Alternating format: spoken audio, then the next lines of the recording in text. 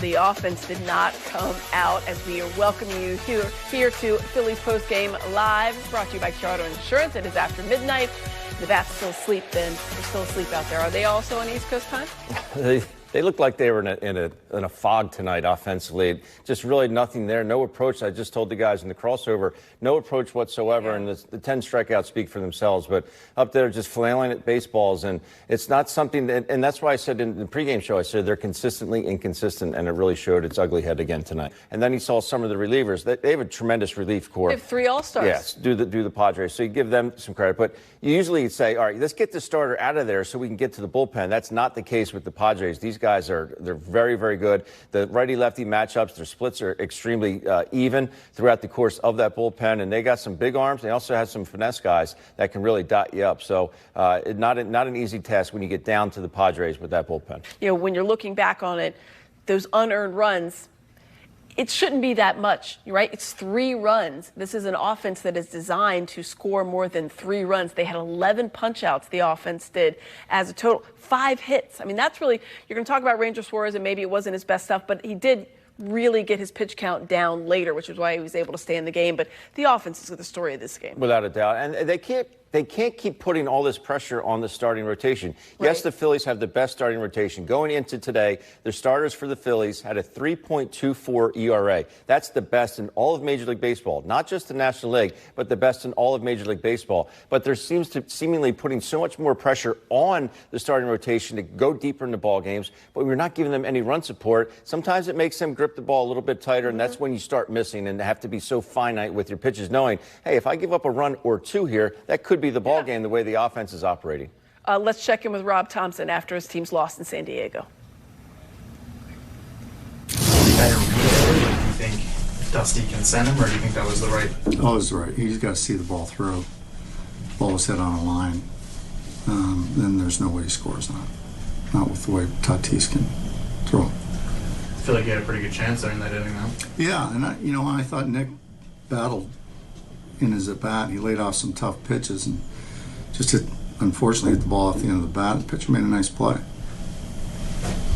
When they have the back of the bullpen like they do, is there maybe different approaches against the starting pitcher, knowing that may be coming? Well, you know it's coming, but I mean, you got to have runners on base too to do some things, and we had a couple of balls out of the ballpark, which was good. We put some pitches on the starter, which was good. And they've used quite a bit of their bullpen lately, so it's I don't know what they're going to do tomorrow. But Ranger had that long second inning, but how did you think he? Oh, he was great. Even the second inning, it was infield hit, sack bunt. It was a really good bunt. Iglesias inside out's the ball down the right field line. So I thought he was good all night. Threw strikes again, kept people off balance, had a lot of soft contact. He gave us exactly what we needed. Did you see maybe the benefits of, you had the extra day, but he also killed back? It seemed like the stuff was maybe a little, yeah. He didn't get maybe the results he wants, but the stuff with. Yeah, I thought the stuff was good, really did. That's a tough lineup to maneuver through, and I thought he did a great job. And in the 8th there, if they bring in the lefty to face Kepler, are you going to shoot Kemp there? Yeah. And even in the 2 innings prior to that, if we got something going, probably would have done something for Marsh. Right, so in the 7th, Morejon, you didn't pinch it. No. Well, Stotts had pretty good at-bats. There's only a handful, but only a couple. But he's had a little bit of success against them, so I was going to let him hit. Okay. And then, if one of those guys gets on, probably go. But 2 out, nobody on. Yeah. Schwarber's 30th home run. Yeah. Before the break, I think only Mike Schmidt's the only other one with 30. Is that right? Break, yeah. Wow. Only other Phillies player with 30. Yeah, he's had a great first half. He really has. He's a great hitter. I mean, he's hit, I don't know what the exact numbers are now, but it's like around 250-ish for a half, and we see the power and stuff, but like the fact, I mean, he was a 190-something hitter a couple years ago. Yeah. Do you think he can be a 250-ish hitter? I do, because he's changed his approach. He's just trying to stay close. He's not thinking pull as much and staying on the ball, and so it gives him a better chance against left-handed pitchers. Yeah, he's had a great first half. Do you think that at bat in the 8th, it was a change up, kind of like spun around? Do you think it was because he just missed it, or? Yeah. We just missed it. Yeah. Okay. I feel like you guys are kind of playing the same game over and over again, where you get like a very long start from the starter and then not a lot of runs scored, and you kind of miss those runners in scoring position opportunities. Yeah. Yeah, it's just one of the things we're going through right now, Score 13 the other day and come back, and we had a couple of chances, but not a whole lot. Once they went to the bullpen, it was pretty tough. You heard Rob Thompson talking about Kyle Schwarber, who hit his 30th home run tonight. We're going to talk about that and hear from Kyle Schwarber coming up here on Phillies Postgame Live, brought to you by Cure Auto Insurance. Look at this company that he is with. So this is most home runs before the All-Star break in Phillies franchise history. One off of Michael Jack Schmidt. The best is he broke his own record.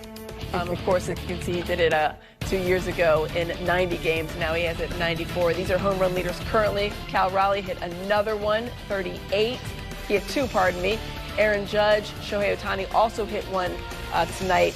But Kyle Schwarber keeping pace right there. These are historic numbers. Right. I saw it was most home runs before the All-Star break.